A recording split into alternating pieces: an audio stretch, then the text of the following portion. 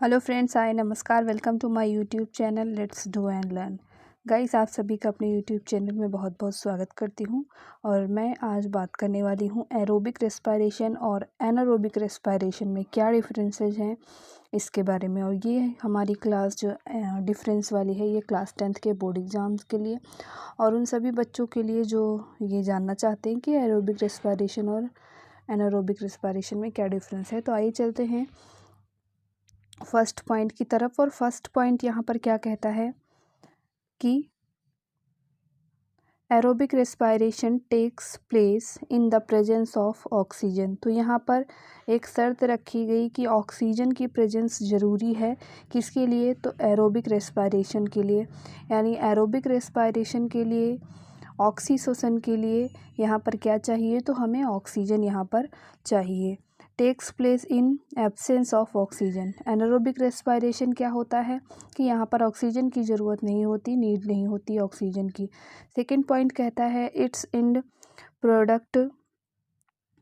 Second point कहता है its end product are carbon dioxide and water. इसका end product जो होता है एरोबिक रेस्पिरेशन का, वो हमारा होता है कार्बन डाइऑक्साइड और वाटर। अगर हम बात करें एनारोबिक रेस्पिरेशन की, तो इसका जो एंड प्रोडक्ट होता है, इसका होता है एथेनॉल और कार्बन डाइऑक्साइड। यहाँ पर हमें क्या मिलता है? तो वाटर मिलता है, लेकिन यहाँ क्या मिलता है? वाटर की जगह पर एथेनॉल मिलता है। और कार्बन डाइऑक्साइड तो सेम ही है दोनों में। बात करते हैं थर्ड पॉइंट की। थर्ड पॉइंट कहता है more energy is released. Aerobic respiration में क्या होता है? ज़्यादा एनर्जी यहाँ पर रिलीज होती है। और एनारोबिक रेस्पिरेशन की बात करें तो यहाँ लेस एनर्जी रिलीज्ड होती है, यानी कम एनर्जी इससे मिलती है एरोबिक रेस्पिरेशन से। आगे चलते हैं। पॉइंट नंबर 4 क्या कहता है? तो पॉइंट नंबर 4 कहता है कि it takes place in cytoplasm. It takes place in cytoplasm and mitochondria.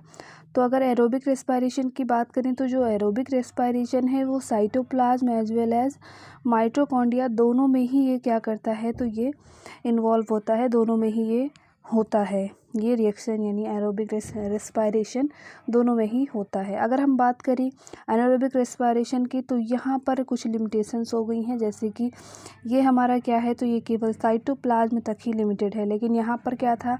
Mitochondria भी इसमें इन्वॉल्व होता था। माइटोकॉन्ड्रिया को हम क्या कहते हैं? Power house of the cell. यानी कि यहाँ पर एटीपी का स्टोरेज होता है, एनर्जी स्टोर होती है, इसीलिए इसको हम क्या कहते हैं? तो सेल का पावर हाउस कहते हैं। ये बात आप ध्यान रखेंगे।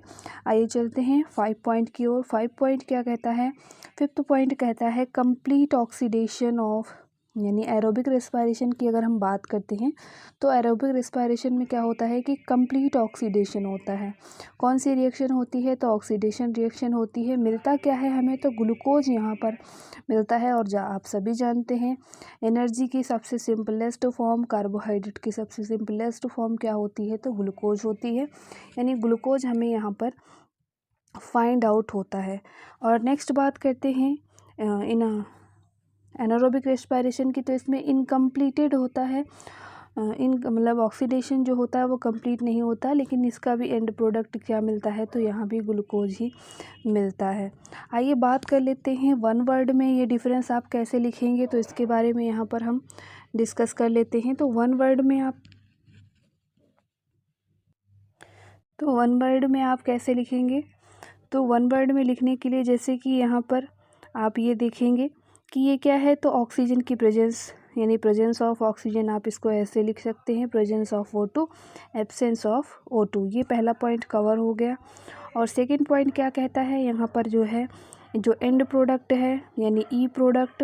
तो ई प्रोडक्ट में क्या मिल रहा है? तो हमारा CO2 मिल रहा है। और CO2 के साथ साथ हमें क्या मिलता है? तो H2O मिलता है। शॉर्ट में आप इसको ऐसे लिख सकते हैं। और यहाँ पर एंड प्रोडक्ट आप इथेनॉल मिलता है।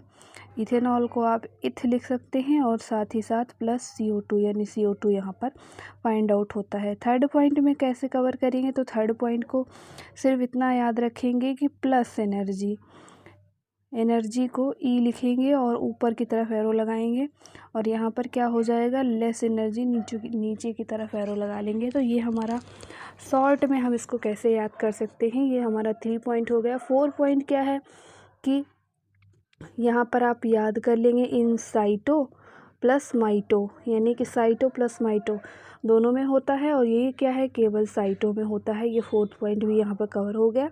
और कंप्लीट, यानी कंप्लीट में लिखेंगे आप कंप्लीट ऑक्सीडेशन ऑफ ग्लूकोज, तो यहाँ पर लिख लेंगे कंप्लीट, यानी सी ऑक्सीडेशन, ऑक्सी लिख लेंगे। उसके बाद फाइंड क्या मिलेगा, फाइंड आउट क्या होगा, ग्लूकोज।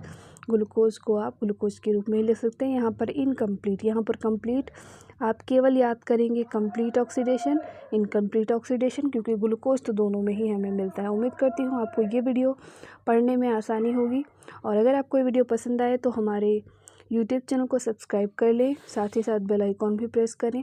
अपने दोस्तों को हमारी ये वीडियो शेयर करें। Thank you for watching, have a nice day.